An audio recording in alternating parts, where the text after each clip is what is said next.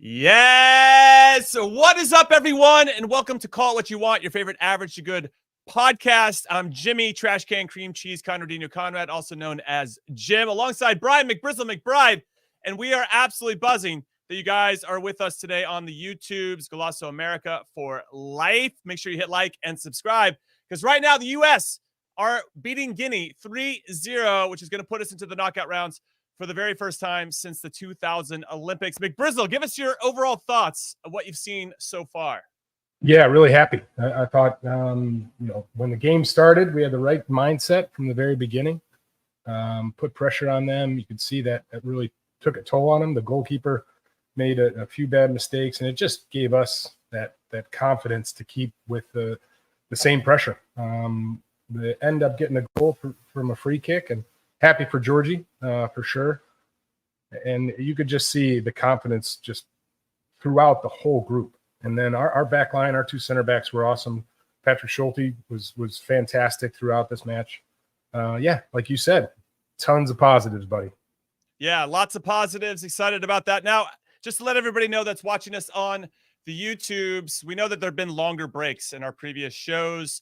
And so we're going to come in and answer questions during those longer breaks. Once we get into them, they're usually about 3.5 minutes long. We'll come on and answer anything you want. And then, of course, we'll jump back into the simulcast, because we're also putting this on the Golasso Network. So a lot of moving parts here, but we're excited that you're here with us to talk about the U.S. doing the job. I agree with you, McBrizzle. I think that it was a nice, complete performance on both sides of the ball. I thought that we took our opportunities very well, and Georgie Mihailovic must have heard the pod, to be honest, because we wanted more. I wanted more from him. I know he had a goal and assist in the last game, but I wanted more from him, and he stepped up and scored a big one, which really, I think, helped set the tone. Anytime you can score an early goal, it does not only help you gain in confidence, like you mentioned, but also allows you to relax and play a little bit.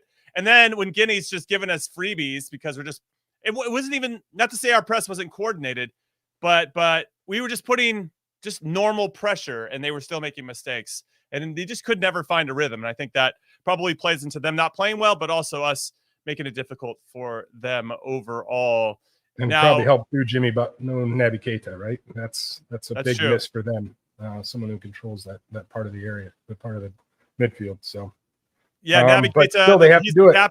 Captain of Guinea, he pulled out right before the game started. So that was a big loss for them. And maybe that's what was the issue, right? There was that maybe an emotional letdown because Naby Keita wasn't involved. And now, if you're on the team and you're one of your best player like pulls up right like 5 minutes before the game kicks off, it's going to have an impact on your squad, no?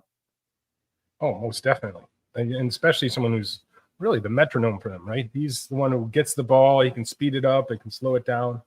And then it became evident that we did a great job in both this game and the last game of just getting really compact defensively. When either if we were dropping off, which we saw in the second part of the first half, and then the start of the second half, and making ourselves really narrow, just challenging them to beat us on the width.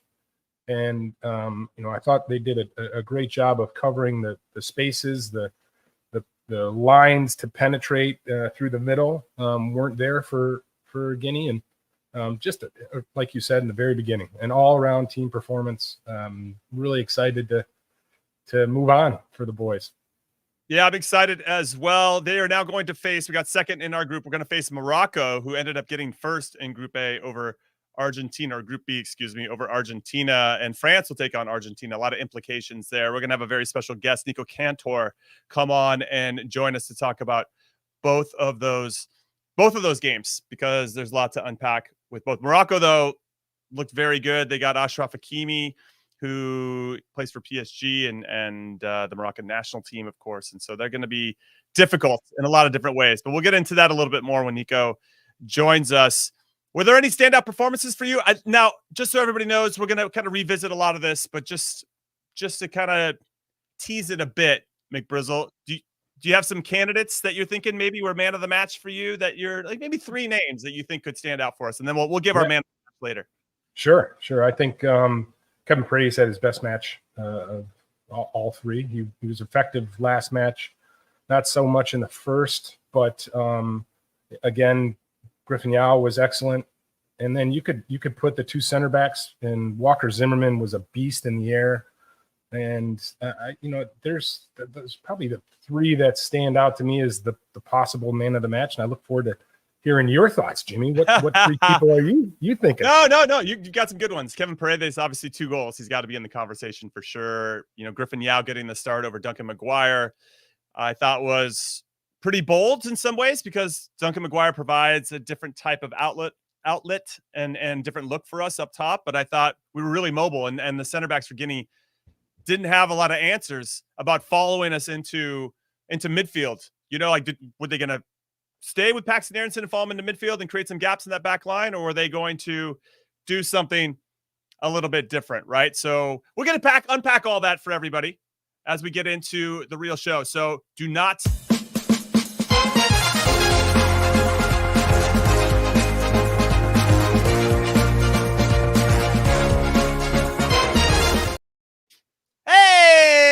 hello and welcome to your favorite Average Good podcast. Call it what you want.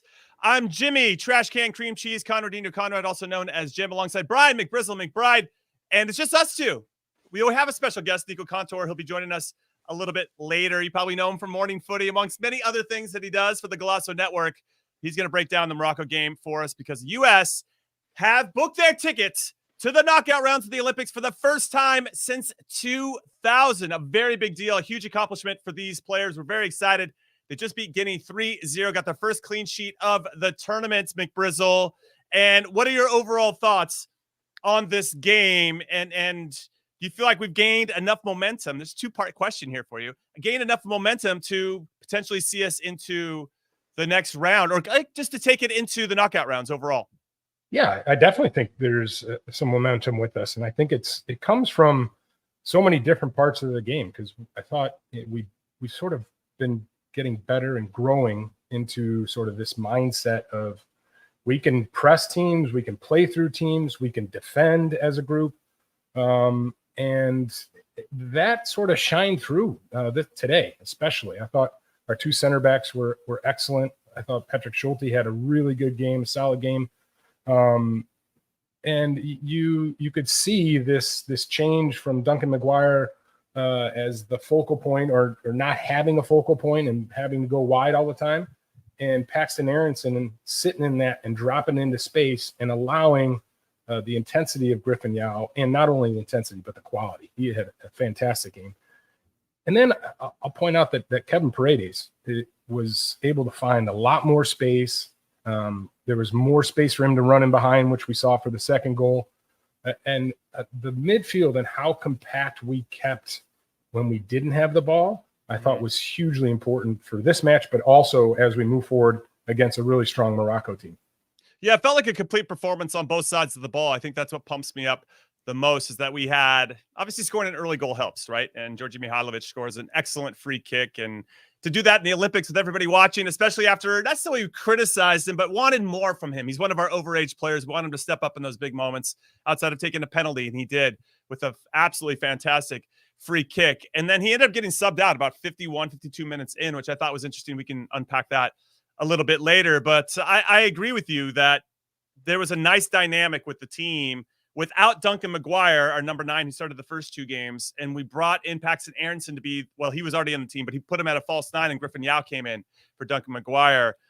And I thought that was, we just looked more dynamic. We looked a little bit, I'll say hungrier might not be the right word, but we were playing on the front foot a little bit more. And when we got balls in good spots, it's like we didn't run out of ideas. It felt like we had a lot of options. And I don't know if that's just due in part because Griffin Yow is providing something a little bit different, maybe feels more comfortable out wide than Paxton Aronson, who I actually think sets up better and plays better centrally than he does out wide.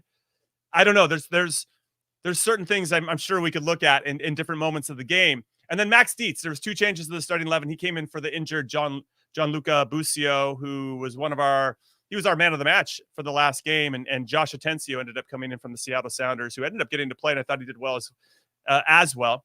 So I guess the overall thing is this is a great foundation to build off of. Would you stick with this same lineup? Like, regardless if we're playing Morocco in the next round, who we are, or if it's Argentina or France or whoever it is. I mean, this might be, we might have found our best 11 moving forward. Yeah, I mean, for me, it really depends on Busio. whether or not Buccio's healthy. I think if he's healthy, he comes back in. You switch Tessmann back to the 6, and you have the same dynamic front three that can drop off, can defend, but also are very, very good at going forward, either running in behind or even just into little pockets. And that we talked about it in the last podcast, Jimmy. That understanding that these three have is pretty special in Paredes, Aronson, and Yow. And when you go back to talking about what you mentioned just with Paxton playing that false 9, that's how U20s won the CONCACAF U20 championship. So he's very familiar with it. Yeah, he's not this big, strong guy who's going to hold people up, but he's a guy that can flick balls around the corner, can sort of drag defenders out if they come with him, or if the defender stays, he can just turn and make the game. We saw that in the second goal when he played Paredes in. So yeah, I'm excited. It's as you said, very dynamic front three. Yes, I start to think about all 3 goals that we scored. The first one was Griffin Yow getting the ball out wide, driving inside, and drawing a foul right on top of the box, which then Djordje Mihailovic puts into the top corner. Thank you very much, up and over the wall. Excellent free kick. And then on the next one, as you mentioned, there was a really good build-up play where we win the ball in our half. And I thought Djordje Mihailovic, this might go unspoken. I don't know. It's just because it's like the pass before the pass before the pass. But he does a really nice job of putting a nice weighted pass so that Paxton Aronson can take that touch in front of him, or at least have an idea. Sometimes when you have a weighted pass and you can now look up because you can see the pass, you can see all the players. If Mihailovic had played it too hard, then I don't think Paxton Aronson can pick up his head and see the whole thing unfold. And then you obviously have good purposeful running from Kevin Paredes to get in behind the defense, and what a ball from Paxton Aronson. A little deception there, right, where he kind of hits it on the inside of his foot and then behind the back line, and then a cool finish there from Kevin Paredes as well. I really love that goal in particular because there's all these little moments that built up to the ultimate play, and a lot of quality, a lot of I don't say unspoken quality, but just a lot of nuance and subtlety to the quality that was on display there. And then nice the game from Paredes too, right? You could see him. A lot of people would be so excited. I'm one-on-one with the keeper, and you could see him pick his head up, knew exactly what he was going to do, and just slots it right underneath the keeper. Yeah, it was an excellent goal. It was unreal. So 2-0 at the half, and then start the second half. You could feel Guinea just like they have to go for it, right? So you could see them driving the game a little bit. And at that moment, I was thinking, all right, this is the knock I would say on our national teams on the men's side. Can we manage a game? Can we solve the problems that they're going to be throwing at us? It's going to be something different, something maybe we didn't even prepare for. And can we adjust and be fluid and flexible in our thinking and still solve problems? We made some good subs. I really like the subs that Marko Mitrovic did and bringing different players on. Okay, we're in control of the game. Let's get Mihailovic off in the 50th minute. Let's bring somebody else on to kind of help us control the game with some fresh legs. I really liked all that. Then Duncan McGuire ends up coming on and can provide a little bit of a different spark. Ultimately, as the second half plays out, I thought Guinea was asking some questions of us. We managed it. And then Kevin Paredes scores a little bit off of a deflection that goes in. And now what I love is Kevin Paredes having that type of confidence going into the game against Morocco. Not only him, but I guess the whole team, but specifically him, could do wonders for us. Because if he can pick up the ball and run it, guys, and know that he can get something done, then it's going to be interesting. One more thing I wanted to add to that. This was the most that I saw Griffin Yow, our wingers, really kind of stay a little bit wider. I thought maybe in the other games with Paxton out wide in the first two games, he would pinch inside, and that would allow John Tolkien and then maybe even Nathan Harriel on the right side to get forward. And I wonder if you saw the same thing, Brian, where I didn't think Tolkien and Harriel were really actually joining the attack like they had been in the previous two games. And I wonder if that was by design or if it was just because you had Yow and Paredes being a little bit wider. Yeah, that's a good question. I think it was definitely the case for both of the outside backs. They stayed home. I thought that line, that connection of that four was really good. Knowing that line when you looked at it was straight, that you could have trust in if someone's running beyond you, you don't have to go with them. And I thought that was really important. And then the winger side of it, I'll add the other part of them staying wide and them being opposite foot wise, they're going to try and cut in anyways.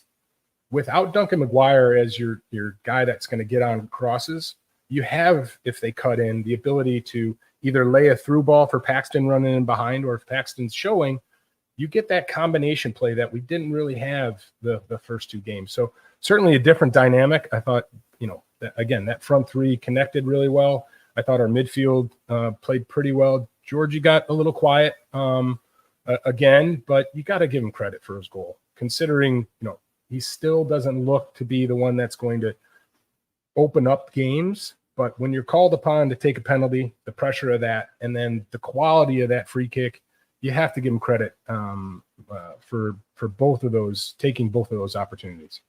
Okay, so there's a couple things that I've noticed throughout these three games in the group stages for us, is that Djordje Mihailovic starts central, but then starts to drift out wide. And I didn't think Guinea had any answers for that. So when Griffin Yow, let's say he'd be on the left wing, he'd push up high. So then he would occupy the right back. The right back would have to do something. It'd have to be some kind of communication about what Griffin Yow, where he is and how they're going to manage it. And then Djordje Mihailovic would just drop into that pocket. I've seen it 3 times or in all 3 games now. And what I think unlocked it for us today was the fact that with Duncan McGuire as your number 9, he's just going to stay high in between the 2 center backs. That's ultimately what you want from him anyway. But when you have Paxton Aronson in there, he's going to drop into that space. And when Guinea didn't have any center backs following him into that space, I thought the balance of Djordje Mihailovic going wide, and now Paxton Aronson can fill that gap of where he left, and the number, my air quotes are going up, the traditional 10 spot. It just gave us a little bit of a better balance, and I thought the team just looked a little bit better. So the question is, I'm using this as context to set everything up.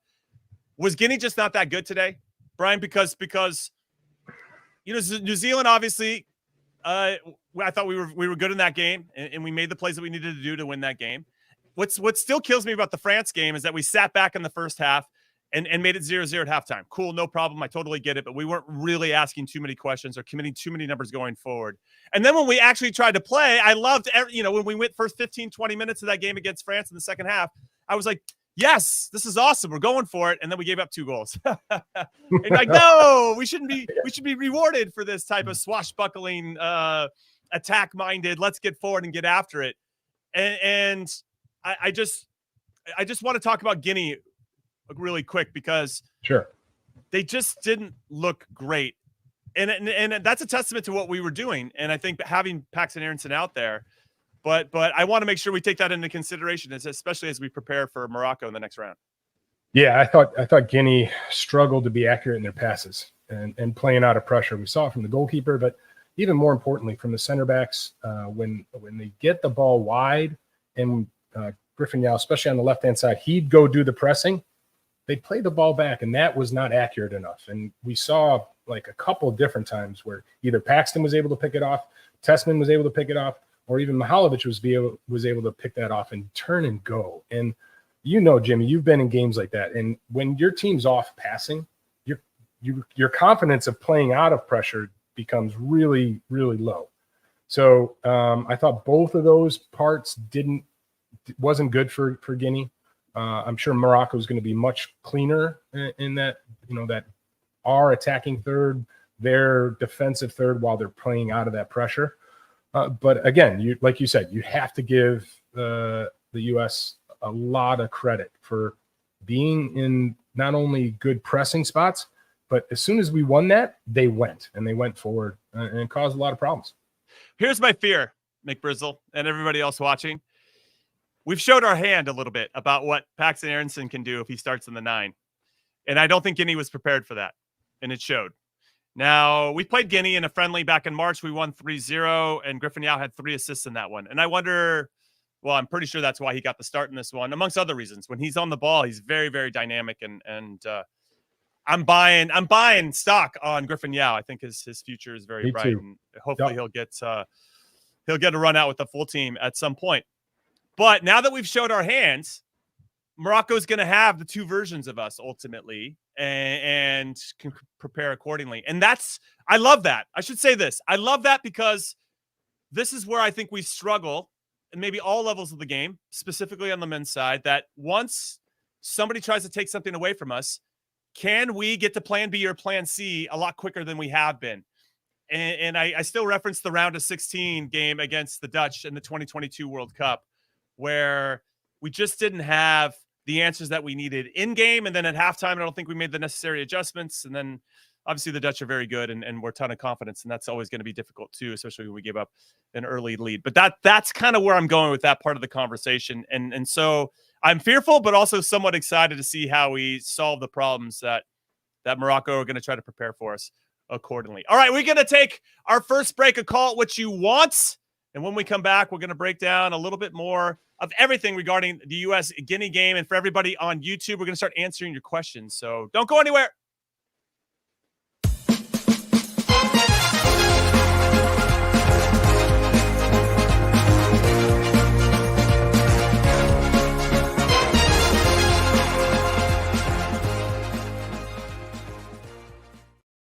All right, welcome back, you YouTubers, Golasso America YouTubers. We are taking a break on the Golasso Network. We're doing the old 3-minute proper commercial thing. But for YouTube, we are going to answer your questions. Little special bonus for everybody. It's not even on the podcast, just for our YouTube audience. So make sure you hit like and subscribe. All right, question for you, McBrizzle. Have Paredes and Yow ever been considered for the full U.S. men's national team? Yes. They've both been on the radar for sure. Paredes was in a few different camps. He was. That's right. Yeah, he was. And before he made the move, actually, when he was at DC, maybe that's not right. I might be thinking of the youth national team. But yes, they've both been under consideration. I don't think Yow has a full cap, though. I think Paredes has. I don't know if he's actually been in. Yeah. But he was definitely, watched. And but it's always so difficult unless you get him in with the group. And with Yow being in Europe, he couldn't come into a January camp. So that makes it more difficult to get players in, to see them in that setting. But this is what you do, right? I mean, you get your opportunity and you show that you can do it on an international stage against professionals. These are all professionals. So yeah, you definitely can see him, as you said, his stock is rising and you're buying him. And I can tell you that the great thing for me that I see in him is that he doesn't mind getting the ball in tight spaces, but he has an idea of what he's going to do. He reads the defender really well. And how many times did the defender think he's just going to take a touch inside and he let it roll through him and he was off. And I thought his balance is really good too. Mm-hmm. So yeah, really exciting. And that confidence in that setting to do that, it shows a lot. I think what's interesting is Griffin Yow plays in a position, and Paredes as well, where we have a little bit of depth. So it's unfortunate. Like I was thinking about Lamine Yamal, right? If you're a winger right now coming through the Spain national team system, you're like, how am I ever going to break in over Lamine Yamal? And by the way, he's only 16, so or 17 now. He's going to have that for like another 13, 15 years. I'm just never going to get my chance. So when I think about Griffin Yow and Paredes, like, okay, we got Pulisic and Timo Weah plays there and Gio Reyna can play out wide and we have options. And so, I mean, this is a good problem to have ultimately for our national team player pool, but it does feel like this could limit the opportunities of some players who are trying to break in. But like, hey, by the way, you have Captain America and Christian Pulisic on your ahead of you. So I don't know what to tell you guys. You know what I mean? All right. So that's our first question of Golasso America YouTube. Call it what you want. We're going to get back into the real show on the Golasso Network. Don't go anywhere.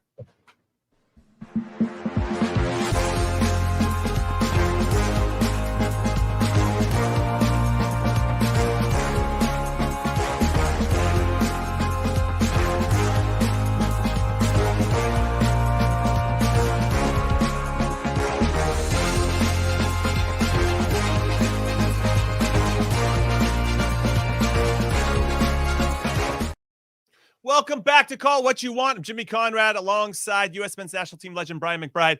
I'm a self-legend of the U.S. men's national team. A little bit of a different distinction. Conradinho. Come on. That's true. I do have the Conradinho vibe going for me.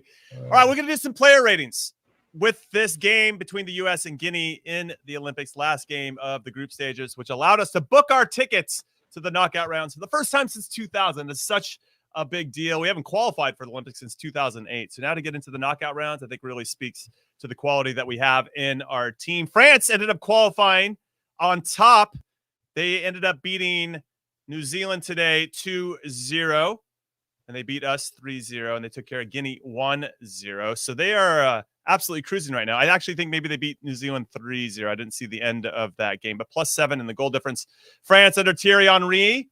Obviously, we can talk about him a little bit later, McBrizzle, because he is in the mix, potentially be our full team coach after the Olympics are done. But let's get into some player ratings. And let's go. Oh, actually, you know what? I'll start. I'm going to go goalkeepers and defenders. And you've already talked about how impressed you were with Patrick Schulte and the center backs and Walker Zimmerman and Miles Robinson.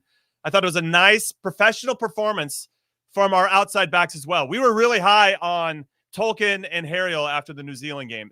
They were just joining the attack at the right times, really being dangerous, stepping up and creating a little bit more of that width for us. I don't think they were being asked to do the same thing in this particular game. And I thought they played within themselves, and that's a quality that is not always easy to do, especially if you're excited to go forward, like I think those two like to get forward from time to time. So overall, if we say 6 is the average, I'm giving everybody an 8. That's our first clean sheet of the tournament. Really solid, made the plays that we needed to make. So goalkeeper and the whole back four get an 8 for me. Any thoughts on that number, those ratings? Yeah, I don't have a problem with it. I had a little less, but just based on the influence that Tolkien and Harriel had before. But yeah, Robinson and Walker and Schulte, 8s for sure. You could almost say Walker could get an 8.5 just because of how commanding he was in the air, because they thought once they couldn't break press, they decided, hey, we'll play it directly, and the ball would just keep coming right back at them, which then they didn't have any answers. And it was going back to try and play through it. So yeah, Jimmy, I thought that was as solid a performance and connection between two center backs that I've seen in a long time.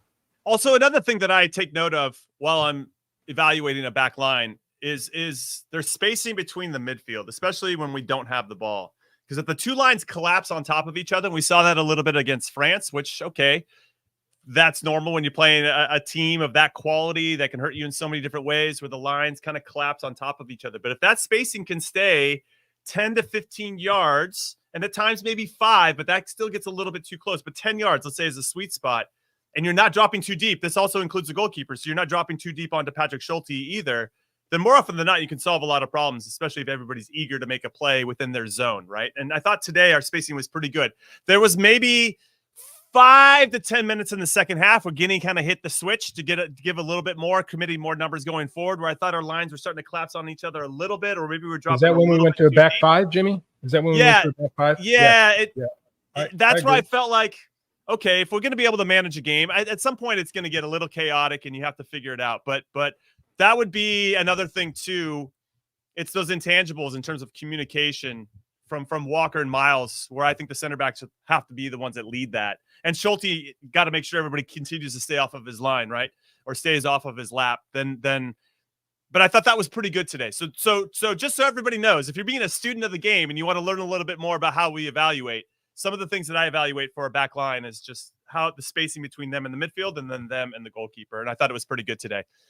All right, let's get into midfielders. McBrizzle, what are you saying about the midfielders? How are you rating them? Yeah, I thought the midfield did a lot more work defensively this game than we've seen, and then like transferring it to the offense, because our front three, we'll get to them, but our midfield was solid. I thought Tessmann coming in and playing more of an 8, he looked okay. I don't think it's his best position, because he's not the one that's pacey enough to break lines individually, but he was solid. He was good.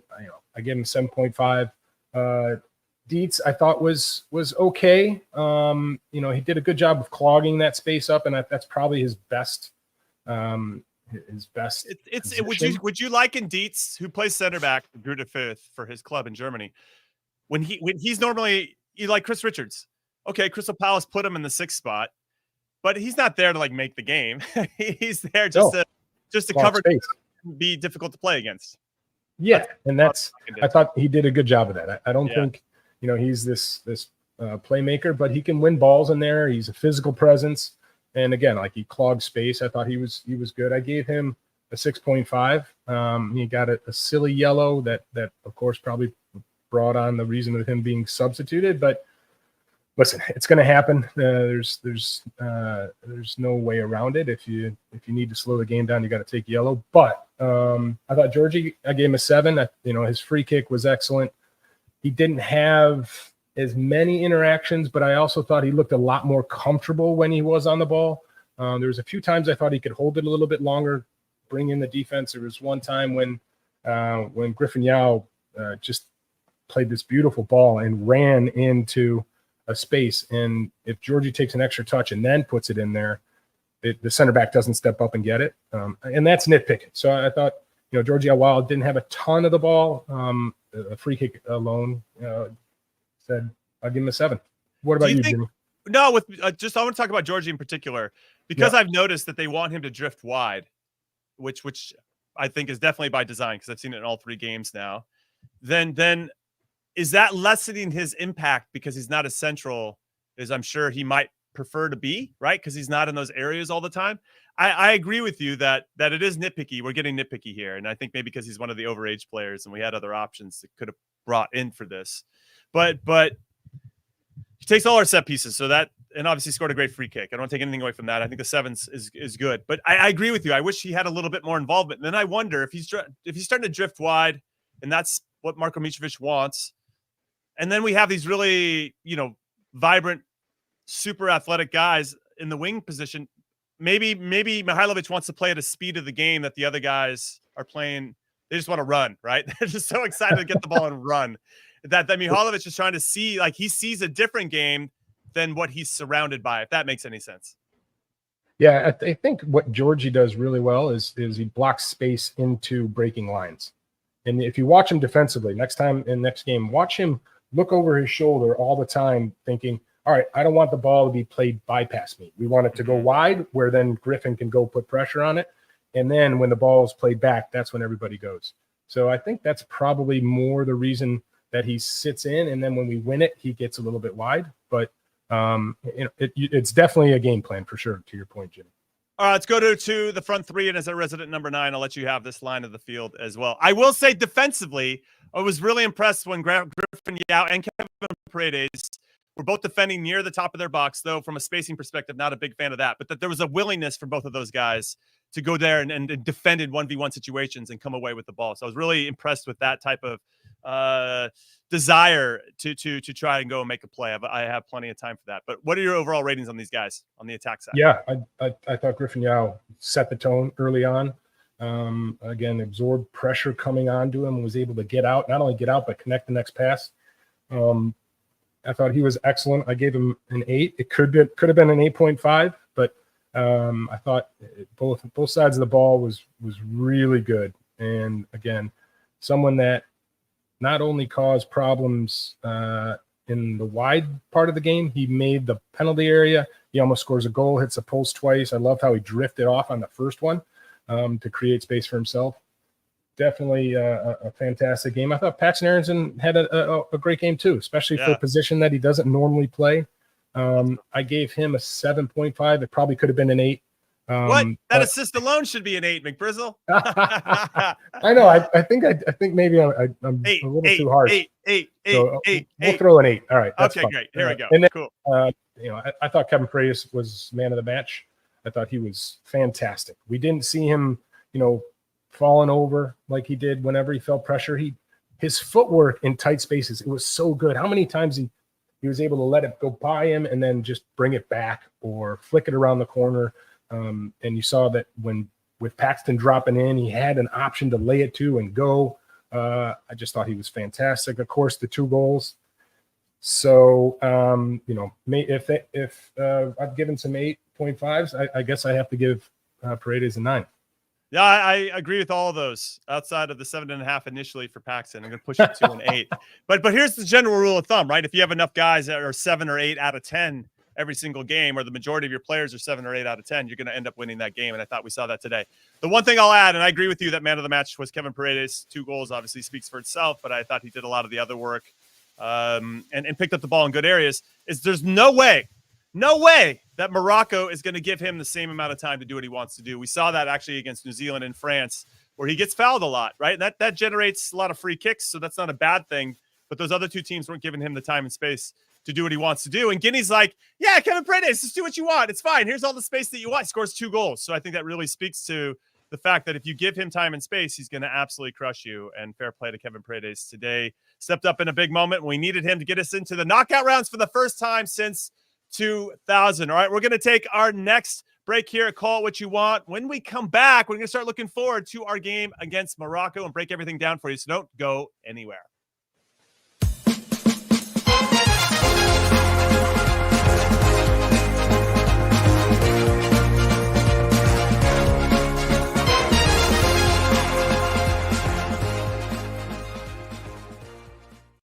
Oh, hello, YouTube. Let's get into some of your questions. This is in the middle of the break time where me and McBrizzle can put our hair down and just answer any question that you got for us. This one's from Cyrus. What's up, Cyrus? Appreciate you. Question: should Yow start over McGuire for the remainder of the tournaments? Yikes, McBrizzle. That's a tough one because I don't know. Maybe it isn't. Maybe it's not a tough one. Yeah, what do you say? It's not so tough. I don't think it is, unless we squeak by Morocco and Griffin Yow has a poor game, then it becomes, hey, you got to judge the form and, making sure with a tournament with this, this many games in such a short period of time, that can he continue to have the impact he's had in the last 2 games. But based on the last 2 performances, of course, the second game was a sub. I think he has to start the next game. Yeah, I agree with you 100%. I would have Yow over McGuire for sure in the next one. And then what's interesting is that, and we haven't talked about this yet, but Spain lost to Egypt today. And because of that, Spain became second in the group, which means Spain is now in our side of the bracket. Yeah, that sucks. So Spain, yet to be determined who they're going to play in the next rounds. But if it looks like Duncan McGuire could provide a different type of look against maybe a specific set of center backs, or then I think that could be open for conversation for sure. But as it stands right now, I think that Griffin Yow has got to be our guy. He's been very good, and I think because we can put him in different spots, because all 3 of the front 3 can be interchangeable. Whereas if we had Duncan McGuire on the team, you're only going to put him at the 9. But if you have Yow, Paredes, and Paxton Aronson, you can mix them all around, and I think at times that could be difficult for an opposing team to try to manage.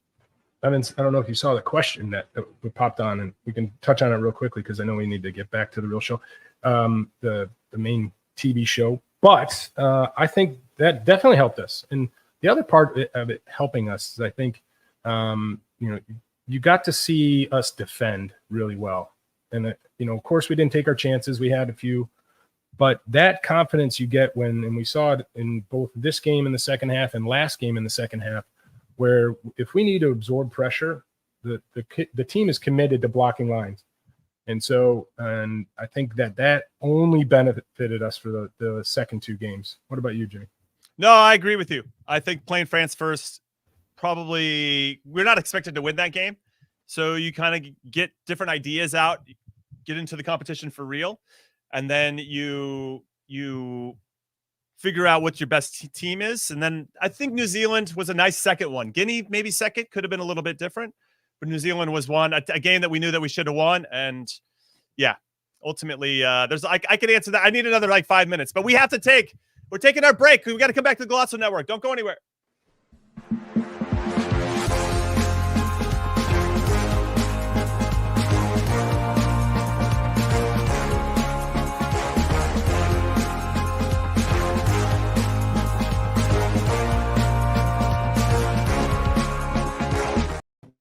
Welcome back to Call It What You Want.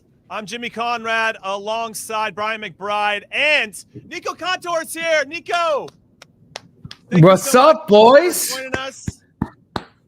Great to see you. So, what are your thoughts about the U.S.'s performance, not only today against Guinea, but throughout this competition? We made it step by step, guys. Look, the U.S. had a really good performance. I think we faced pretty weak opposition in New Zealand and Guinea. It's only normal, but this is I think a progression type of tournament, right? I mean, you guys know this best. Why am I telling this to you guys?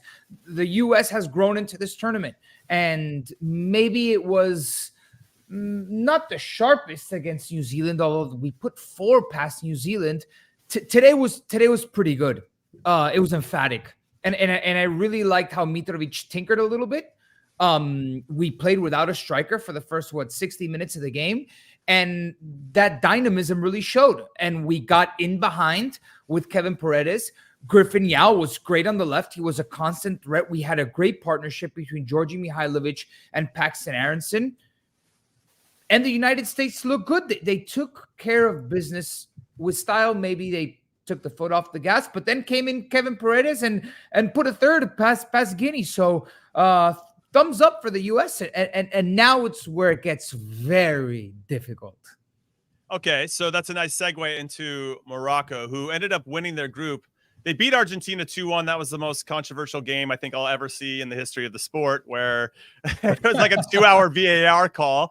They ended up getting them back on the field, call the goal back. It was 2-2. Argentina had scored late to give everybody some context. And then Morocco ended up getting that in their favor, played the last 3 minutes, about 90 minutes later, and so on and so forth. They win that one 2-1. And that really put them on their path to be top of the group. Now, you can see they shared goal difference. I think it went to the 4th tiebreaker for them to actually be the top team. Head-to-head. Oh, it went head-to-head. That's correct. And then Morocco. So I guess from this perspective, do you think the U.S. are better suited to play against Morocco or Argentina? Did we dodge a serious obstacle here by not having to play Argentina in the next round? I'm not too sure. Both teams are really good. Both teams are teams that are worthy of being in the next round. And Morocco had a very good group stage. Had it not been for that last-minute goal they conceded against Ukraine, they would have gone through this group unbeaten. Yes, Argentina, man for man, has great quality. I don't know how convincing they are. Crazy enough, I don't know if Mascherano knew that one more goal put Argentina through to the next round as the first-place finisher. It seemed like they realized a little bit too late, which was kind of crazy, really. But Morocco is not to be underestimated whatsoever. They were really strong. They got the job done, and they were rightful winners against Argentina. And today, I mean, they picked Iraq apart. They were very good, and they have shown that in certain areas of the field, they have some of the best collective play at this tournament. And we can get further into the details of where the matchups might be a little bit, where there might be a mismatch on the field on Friday, but they're not to be underestimated whatsoever. And not only that, the U.S. are going into a serious away game. The stadium, I'm not sure where it is on Friday, but wherever it is going to be in France, it's going to be a packed stadium in Parc des Princes in Paris. Moroccans, it's like it's as if the game was going to be in Casablanca. That's a great point. And definitely Morocco is not a team to be looked past or thought negatively of, or you're happy to see, because they're extremely good. But when I look at the Argentine team, Nico, from the first game against Morocco, where they seem to lack connections, they seem to not have the same group pressing together near as well. Morocco played through them quite a few times. The team you saw today, Argentina, was a team that seemed more connected and more together. Sort of like, how many times you play a top team first in a big tournament, and they sort of believe themselves already before actually doing it. When the U.S. played Portugal in 2002, you could look at this last World Cup when Argentina played Saudi Arabia.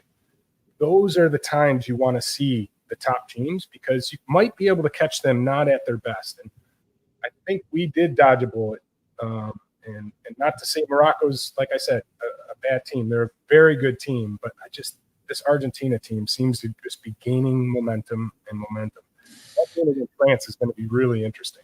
Yeah, I mean, it does set up for a what's become a clásico at this point between Argentina and France, but this Argentina U23 team is much less convincing than the full national team. And I think there still is a long way to go for Argentina and Mascherano to have a robust scary team because it feels like they got the goal against Ukraine. Ukraine was bad, guys. Just we need to be serious about the situation. Ukraine was not good today against Argentina, and Argentina they were playing to conserve the scoreline, to stay at 1-0 and make it through when you needed to go out and score. It feels like they're so far away from the ceiling. Mind you, can they fulfill that potential in this tournament? We've seen youth Argentina teams do that in tournaments of past, and I don't doubt the quality of this team. I think man for man, this team has a lot of quality, including 4 World Cup winners in Jerónimo Rulli, a backup goalkeeper nonetheless, but Julian Álvarez, Otamendi, and Thiago Almada. Copa America winners as well. But collectively, they're not there yet. And although there are bright spots, for example, Simeone, Giuliano Simeone, Cholo Simeone's son, who ran like a horse the whole game. He was really good. But it feels like at this point in time, Morocco's got a little bit more figured out than Argentina. And I go back to on paper, I think the U.S. wants to avoid Argentina. But in reality, if I had to choose who's playing better football at their moment, I would give the slight edge to Morocco. Okay, that's not great for us. So let's talk about Morocco. We know they have Achraf Hakimi, Nico, but are there any other players that we should be prepared for, especially as a fan that might start watching the U.S. team here just now in the knockout rounds or unfamiliar with the Moroccan team? I'd like to point a group of players out, and this is going to concern probably Griffin Yow, because I think Marko Mitrovic is going to go with the same team against Morocco. Would you guys agree? It looked so good in the first half that perhaps the area of concern is going to be with Griffin Yow and Tolkien. Because on that right-hand side for Morocco, there's a combination of 3 players. Achraf Hakimi, we know how good he is. But we also have El Khanous, who is the attacking midfielder, let's say, but he gets drawn into the play on that right-hand side. And Ilyas Ahomash, who is a Spanish-born Moroccan player who went through La Masia, who's lighting it up this tournament. He is so skillful, quick, dynamic, has these sharp bursts of quality, of creativeness with heel flicks. And the combination on that side is where the U.S. is going to have to be very careful and either Dietz or Tessmann slide over to help that out, because between Yow, Tolkien, they're going to have their hands full. Then on the other side, you have Abdeez, who also played for Barcelona for a little while and is at Betis now. Who is a very speedy winger. Today he scored. If you guys haven't seen it, go check it out. It was a golazo. Cuts inside on his right foot and just banged one behind the goalkeeper. Had, knuckleballed it behind the goalkeeper. He's good. Was that the third one? That was the third one. That was a 3-0. Yeah. And then you have the goal scorer of the tournament, Brahimi, who's one of the overage players who, to the European eye, might not have a stellar career.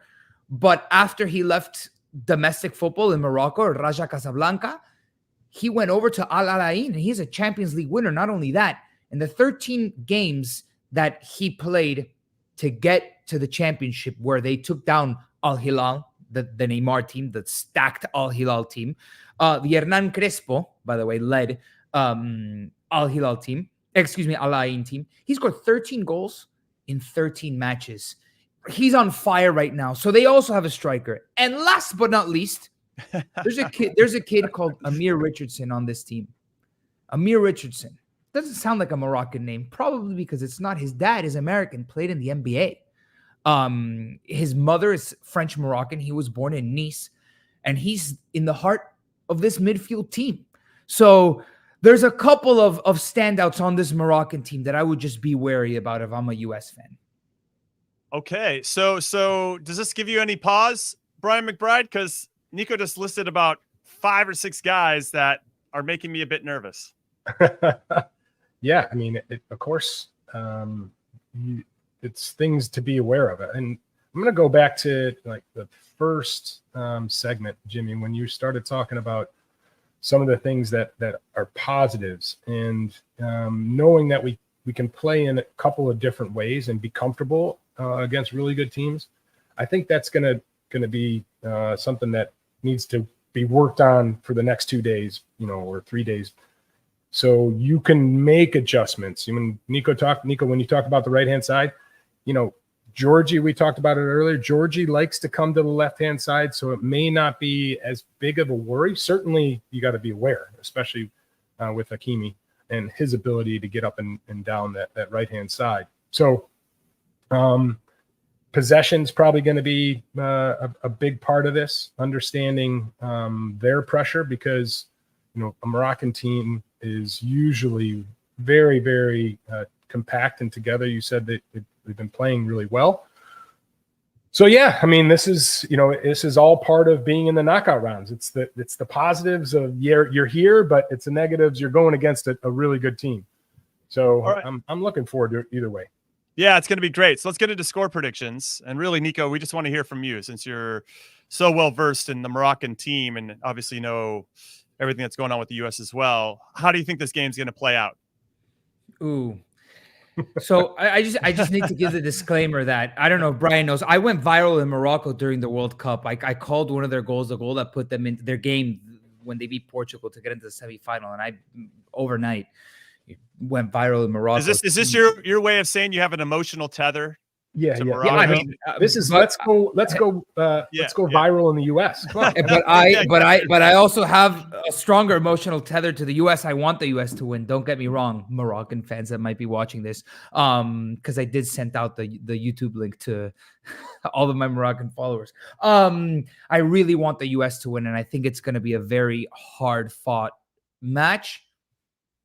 Let's call it 1-1, and the U.S. wins in pens. Wow. Okay. I like that. Heart. I like it. I like that. What do you think that's now McBrizzle, you usually go with your heart over your head on predictions. Are you feeling the same way? I would love that. I would take 1-1 and us in pens. I did the last time I went with my heart over head, but I've gone against US in certain matches. But not this one. I'm saying US wins this 2-0. And that's 2-0 because goals for Morocco? No, because we're going to get a goal early, and then we're going to absorb pressure. We're going to get a goal late. That's going to be it. From your lips to the soccer god's ears, I hope that's what happens. But this Morocco team is going to be excellent. Also, very quickly, Nico. Well, Jimmy, you didn't give yours. What's that? Say it again. You didn't give your prediction. Well, that's what I do. I straddle the fence here on Call It What You Want. I ask the hard questions and never answer them myself. But yeah, ultimately, I see Morocco scoring. I probably lean closer to what Nico said as opposed to what you said, McBrizzle. I could see a 1-1, potentially even a 2-2. I think we have the firepower to get a couple goals. I could see us also giving up a couple goals, and then hopefully we can do the business in extra time and or penalties. But yeah, it's going to be a great game. That game's on Friday, and they got a couple days rest to get it all figured out. Nico, we appreciate your time. Thank you so much for hanging out with us, especially let's go, boys. Drink USA. mate, USA. We really appreciate you. Keep up all the good work on Morning Footy, and you're welcome on the show anytime, my friends. Thanks, guys. Love it. Thanks, Nico. All right, we're going to take our next break and Call What You Want. When we come back, we're going to have a little bit more fun because that's what we do on this show. Don't go anywhere.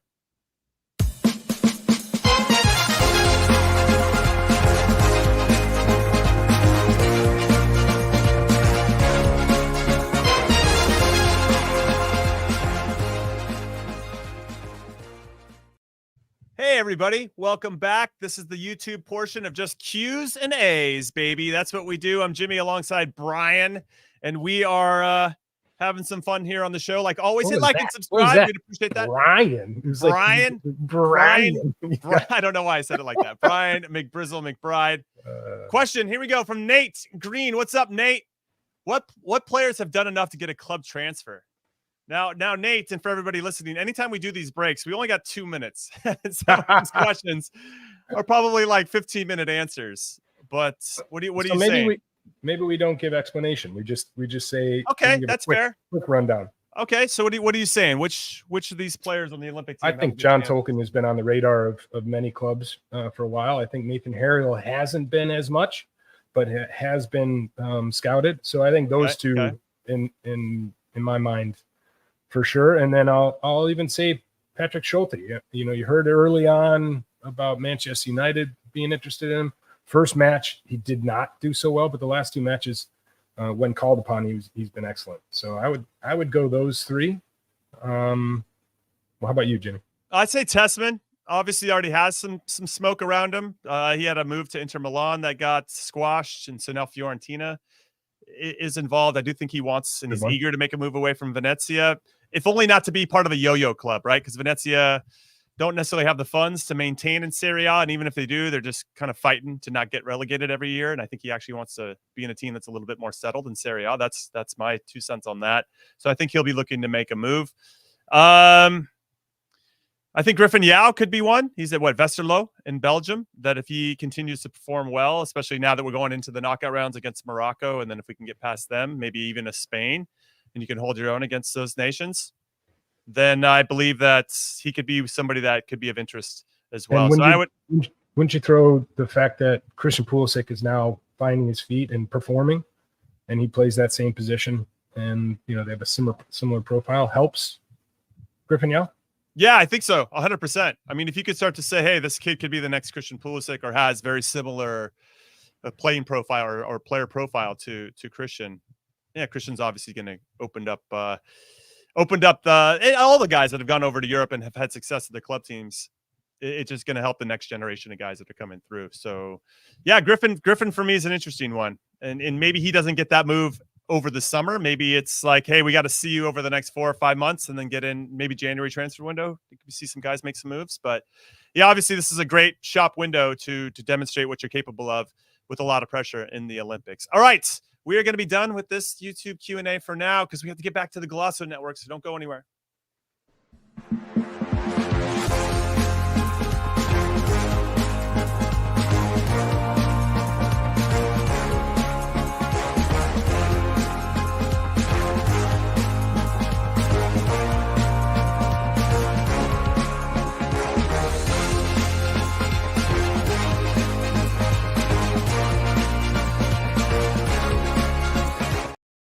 Welcome back in to Call It What You Want. I'm Jimmy Conrad alongside Brian McBride, and we are getting near the end of the show. We appreciate you hanging out with us as we break down or have broken down everything around the U.S. beating Guinea 3-0 to book their ticket into the knockout rounds against Morocco. I want to give a shout out to Nico Cantor once again for hopping on and giving us some good insight on what we should be looking out for in that Morocco game. Again, that's happening on Friday, August 2nd. So we're looking forward to seeing how we perform because it feels like we're continuing to grow into this tournament. But let's get into our last topic of the day, Brian, and that is regarding Tanner Tessmann, the captain of the Olympic team, who helped Venezia get promoted back into Serie A this particular season. He's looking to make a move. He'd been linked to Inter Milan, who were the Serie A champions last season. That seems to be squashed, but now he might be heading to Fiorentina instead. What do you think about Tanner's desire to maybe leave Venezia, or do you think he should stay with them and see if they can stay in Serie A and help them not get relegated? Yeah, it's a great question, Jimmy. For me, it always comes down to the situation at the club that you're moving to.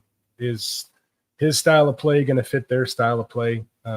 Is he going to get enough minutes? Starting games is a lot more important than coming in off the bench for 5-10 minutes here and there.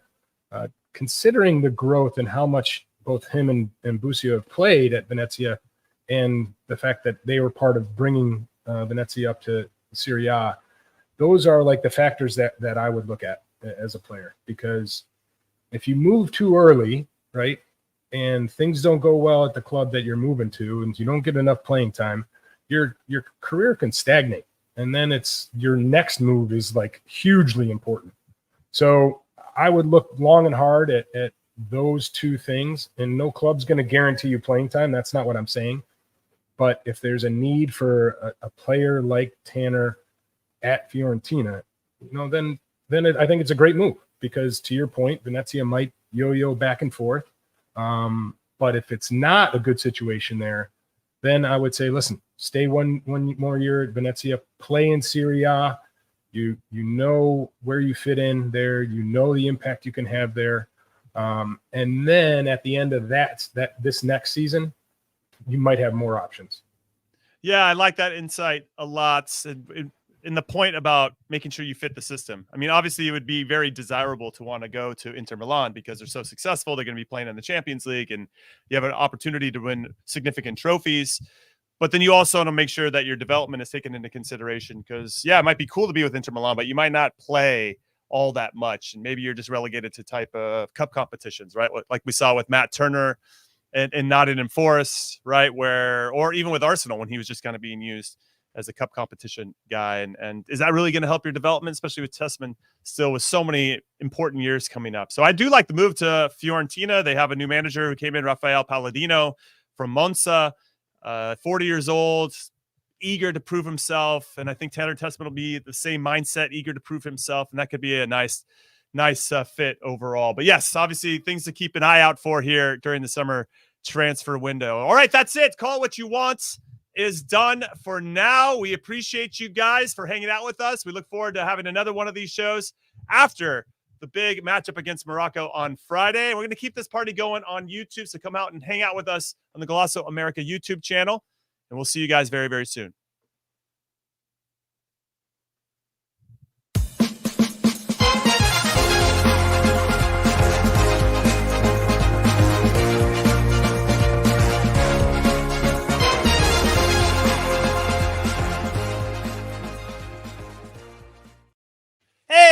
Hey, what's up, everyone? Still here. Back into Call What You Want. We're still here.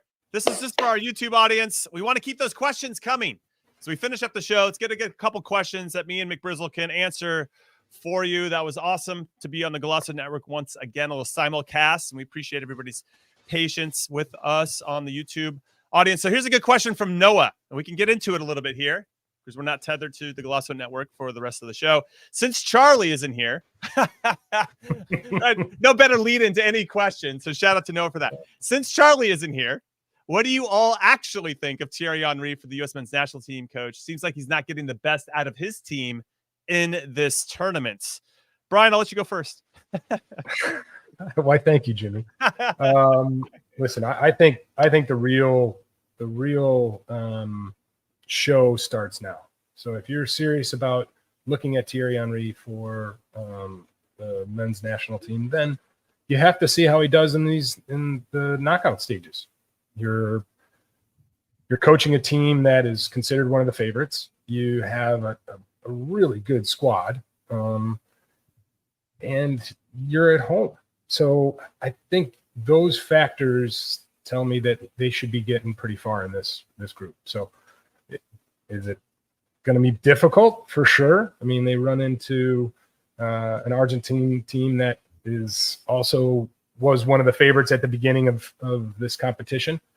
And then after that, there's many different factors. So, in a long story short, I think he needs to show that he can make changes against tougher competition, and those changes make a difference. And so that's what I'd be looking for if I'm hiring the U.S. men's national team and I'm looking at Thierry Henry, understanding in-game, before game tactical changes, and then in-game changes that you can make either to make sure you see out the game or you go and win the game.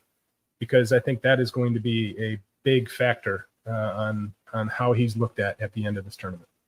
Okay, so what I'll add to that, and I agree with those sentiments, he's got 3 wins in 3 games. They scored 3 against us. They scored 3 against New Zealand today. I'm actually quite surprised they only beat Guinea 1-0, given the version of Guinea I saw today. 7 goals for, 0 against. And yet I'm in the same category as Noah, who wrote the question. Like, we still don't, like, they should be beating everybody by a lot more, given the talent that they have. However, they're doing the job, and they haven't given up any goals either. And I think that's what's been interesting too, is that how stout they've been defensively. And so as of right now, ultimately, okay, now, as you said, now it's really going to start. You got Argentina, and they're going to be the toughest challenge you've had so far in this tournament. What does that look like? How do you prepare for that? Are you starting the right guys? Are the tactics right? And if they lose and they get crashed out against Argentina in a tournament that they're expected to win, then that's going to be an interesting dilemma, I would say, for Matt Crocker, if they're really seriously considering Thierry Henry as manager. But I do think he should be in the conversation for sure. So ultimately, whether Charlie's here or not, I would say the same thing. He should definitely be in the conversation. Listen, he's got Thierry Henry pajamas. I'm convinced. He does 100%. Now, he's got his jersey. I mean, he's got everything. a lot vested in there. Yeah, he does. Sure. He does. So let's say that Marko Mitrovic, the current coach of the Olympic team, who I think's done a pretty good job. And I obviously there were some question marks around Mihailovic in particular as being one of the overage players, but so far so good. We get into the knockout rounds. We haven't done that in 24 years. So that needs to be taken into consideration. If we take that next step and we get into the semis and maybe we play Spain and we play well, but we get knocked out, or maybe we somehow sneak into the final. I mean, would you seriously consider Marko Mitrovic for the open position for the U.S. men's national team? Well, a disclaimer here for you, Jimmy. I actually hired Marko. Oh, wow. U19 coach. Yeah. I didn't know that. And so when Mikey Varis, who I hired for the U20s, moved to be an assistant for Greg, this all after I left the federation, they moved Marko to U23 coach. And I can tell you, in the year that I was with Marko, he improved so much in his messaging. He's always had this knowledge, right? He has a great knowledge for the game. He knows about it. He played in Europe as a youth. He coached in Europe, assistant coached, and then both their youth national team, and then of course he was assistant at Reading. So he has this depth of knowledge. But then what he added over that past year, the year that I was there before they moved him, was just this ability to communicate to his players on ideas, and also keeping things like accountable, but not negative, in the sense that players will listen, and he's not going to blow smoke for any reason. He'll tell you how it is, but also at the same time he'll do it to a way you can understand what you need to do to improve it. Right? It's not like, hey, it's the problem and you leave. He'll give you the problem, and this is the solution. And so to that point, I think he's someone that has a great future in the professional side of the game. I do think it's probably a step up for the full national team at this point in time. But has he put his hat in the ring, or in the room for a professional head coaching position? Yeah, I think he's shown the composure. He's shown the changes that we've seen from half to half, from substitutions, that he has a good grasp of what his teams need. So what did you see in him that led you to hiring him for the U19 job? Like, what was, if you said obviously he grew a lot since then, like what was it initially that you were drawn to in hiring him? Yeah, because during that time, so we were just coming out of COVID. And we had put this whole style of play, this DNA package together, and you could see the passion he had. There was passion beyond. Like, he wanted to talk soccer 100% of the time, and I also wanted to get to know him as a person, and he's a great person, a family guy. But if he had the chance to watch soccer 24 hours a day, he would. So you see that passion, and then you see his willingness to understand how the federation wanted to move forward, and how much he took on to that. And you add in the experience, you add in the coachability of that he has to not only coach his players, but to also from our side of it, to help him work through some of the things that we sort of wanted to see him do. You could see that he was the right person for the job, and it's fun to see him in this spot. But this is not because of my hire by any means. It's because of his work that he's done and his ability to keep getting better and better as a coach. Yeah, I think what's interesting is that when you look at some of the national teams that have had success, Scaloni is probably the best example right now of someone that started with an age group national team to get into the senior national team. Luis de la Fuente with Spain was with the U19s and U21s, helped them win European championships before taking over the full team. And then you have Gareth Southgate started there as well. Aliou Cisse is another one. There's a nice list here. Graham Arnold, Jaime Lozano, Rob Page.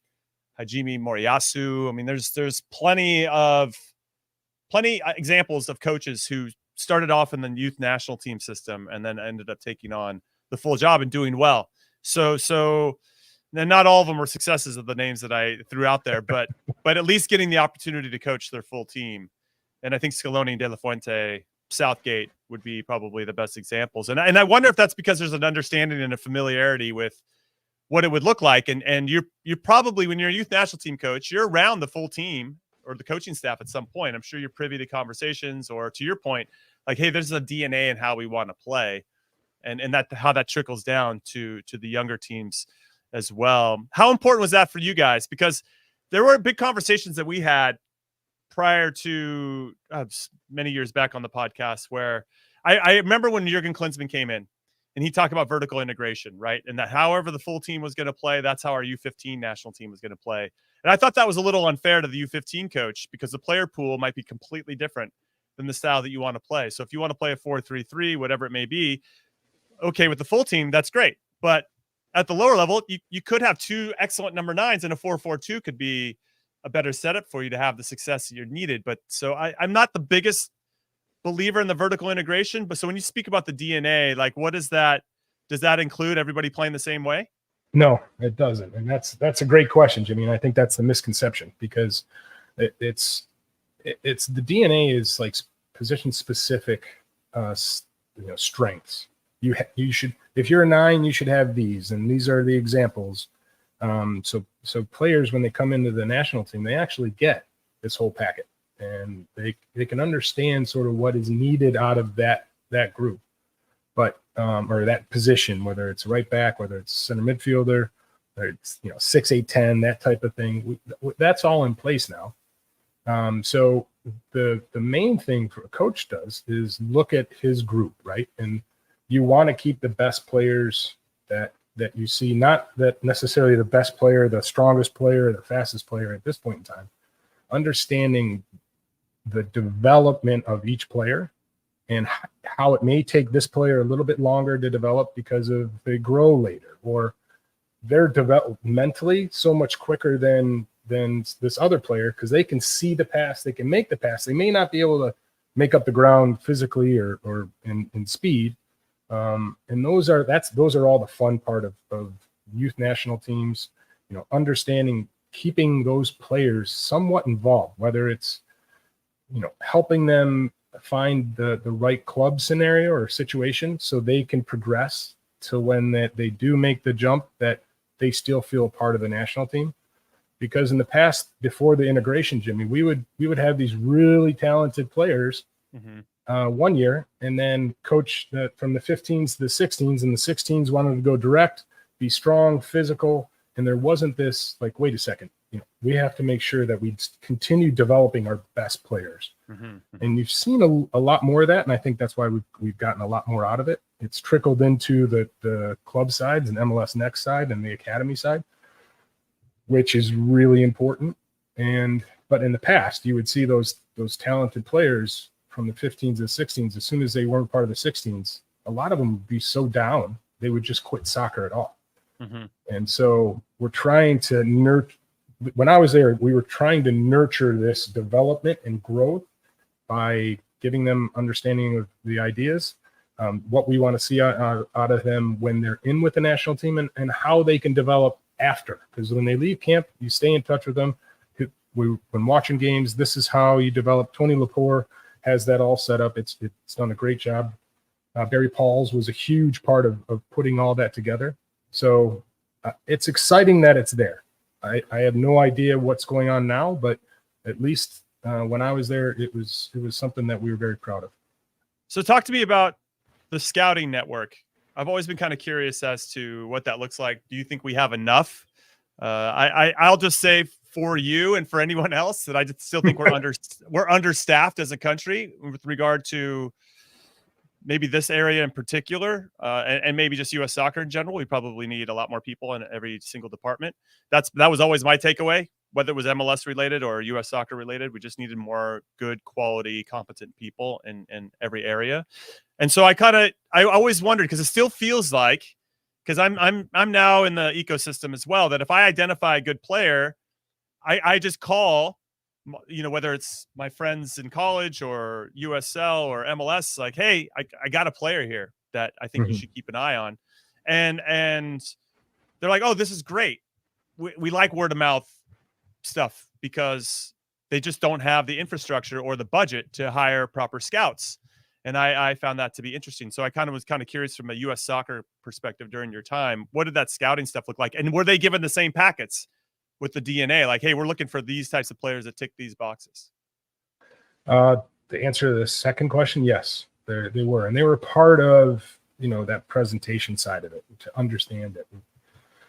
To answer your question, I think you can always have more scouts. I do think that. My time at U.S. Soccer, like I said, Tony Laporte did a great side on the men's, a great job on the men's side. He now runs both men's and women's. The part that changed a little bit, Jimmy, is now that MLS has their academies, it makes it a little bit easier for the infrastructure because they also have their own scouts. So they'll go out in whichever area and say, hey, this is the player we want. And then they get into the system and you can scout them a lot easier. The real problem are for the players in, let's say, Wisconsin, right? You don't have an MLS team there. You don't. They might have an MLS Next club now, but when I was there, they didn't. So that's just giving Wisconsin. You're talking South Dakota. You're talking, areas where it's not highly populated. It's tough to get scouts out, and every once in a while, it's really helpful for a coach to call and say, "Hey, you should be looking at one of my players." In fact, when I was there, Marcelo Balboa called me, and he's like, "Listen, I don't know how you guys aren't seeing such and such player, but he's the best player on my team. We just beat this, top MLS academy, and he doesn't seem to be getting called in." I said, "Okay, I'll check in on it and see what's going on and where we can help." But it was helpful, and unfortunately, there are. You obviously have to trust like the voice. Yeah, you got to trust the voice that's calling. Like, if Balboa calls, you're gonna pick up the phone. But even if it's not a trusting voice or a voice you don't know, you have to give it time. You have to, it's so easy nowadays with Y Scout to really see players. And so when we were getting into the whole thing about the Canadian video, and I can understand for smaller teams, they don't necessarily have tape on. There's tape on everybody everywhere now. So I didn't bring that up then. I don't want to open the can of worms up again. But to answer the question, and it's a really good question, is you can always use more scouts, but you also need to have good scouts. You can't just have people that, hey, we're going to pay you to be a scout, and they don't understand what they should be doing. Yeah, that's a whole different conversation and a whole different show for another time. That's it. We're calling it. Call it what you want is done for now. Make sure you come back and join us again on Friday at 11 a.m. Eastern for a live recap of the U.S.'s quarterfinal clash against Morocco. It should be a pretty awesome game, and we're hopeful that we're going to be on the winning end once again. And hopefully our Olympic dream will continue. We want a medal. We got to the semifinal once, but we got fourth. We were so close. That was back in 2000. So on behalf of Brian McBride and myself, and for everybody else, and maybe even Charlie Davies, Tony Miola, we want to say thank you so much for hanging out with us, and a shout out to all the producers that are making this so much easier and so much more fun make us better looking and smarter than we deserve to be. That's what we really appreciate. But thanks for hanging out with us, and we'll see you guys on Friday.